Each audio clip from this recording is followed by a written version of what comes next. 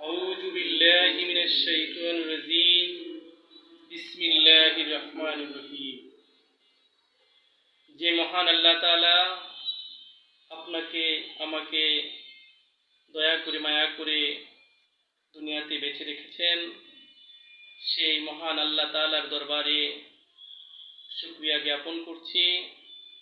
আলহামদুলিল্লাহ। আজকে আমি যে বিষয়টি নিয়ে আপনাদের সকলের সামনে হাজির হয়েছি, সেই বিষয়টি হচ্ছে সবচাইতে ছোট জান্নাত কত বড়।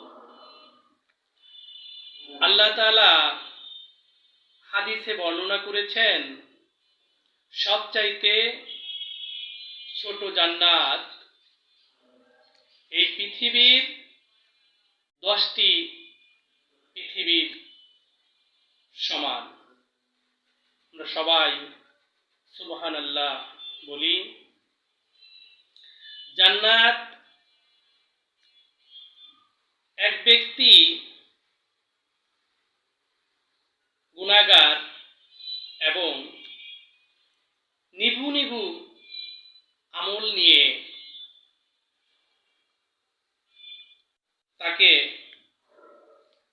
জাহান্নামে নিক্ষেপ করা হয়েছিল। এক সময় আল্লাহ তাআলা জাহান্নামের প্রধান ফেরেশতা মালিককে বলল, হে মালিক, আজকে থেকে আমি জাহান্নামের দরজা বন্ধ করে দিব, আর কেউ বাহির হতে পারবে না, এবং জান্নাতের দরজা বন্ধ করে দিব, আর কেউ প্রবেশ করতে পারবে না। তখন আল্লাহ তাআলা জাহান্নামের মালিক ফেরেশতাকে বলল, আমার এক বান্দা মারা যাওয়ার সময় নিভু নিভু ঈমান নিয়ে জাহান্নামে প্রবেশ করেছিল। জাহান্নামের তলদেশে সেই বান্দা রয়েছে। তুমি জাহান্নামের সেই এক কোণে বসে সে পাঠ করতেছে, সুবহুন কুদ্দুসুন রব্বুনা ওয়া রব্বুল মালাইকা তুহার রূহ। তখন এই মালিক ফেরেশতা তাকে খুঁজে বের করলেন এবং জাহান্নাম থেকে বের করে নিয়ে আসলেন। জান্নাতে যখন প্রবেশ করানো হবে, তখন ফেরেশতারা বলল যে দুর্গন্ধযুক্ত এবং এত কালো চেহারা পুরে আঙ্গার হয়ে গেছে, এই ধরনের ব্যক্তির জন্য জান্নাত না। তখন হাদিসে বর্ণনা রয়েছে, ফেরেশতারা বলেছিল যে জান্নাতের পাশে একটি ঝর্ণা আছে, সেই ঝর্ণা দিয়ে তাকে গোসল করানোর কথা বলেছে। সেই ঝর্ণা দিয়ে গোসল করানোর পরে 18 বছরের সুন্দর রূপে এক সুন্দর ব্যক্তি হয়ে গেলেন। তখন জান্নাতে প্রবেশ করানোর সময় আল্লাহর কাছে কৃতজ্ঞতা প্রকাশ করে বলল, আমার মতো ব্যক্তি কি জান্নাতে প্রবেশ করতে পারবে? আমার মতো পাপী ব্যক্তি কি জান্নাতে প্রবেশ করতে পারবে? জান্নাতে কি আমার জন্য জায়গা হবে?